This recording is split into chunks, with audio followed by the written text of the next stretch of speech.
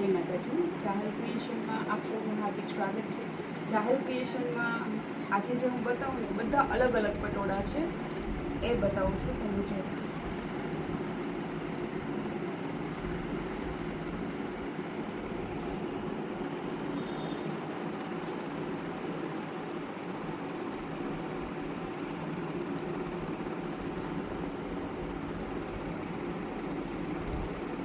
જે પસંદ આવે ને એના ઉપર એરો કરી અને વોટ્સઅપમાં મેસેજ નાખી દેજો.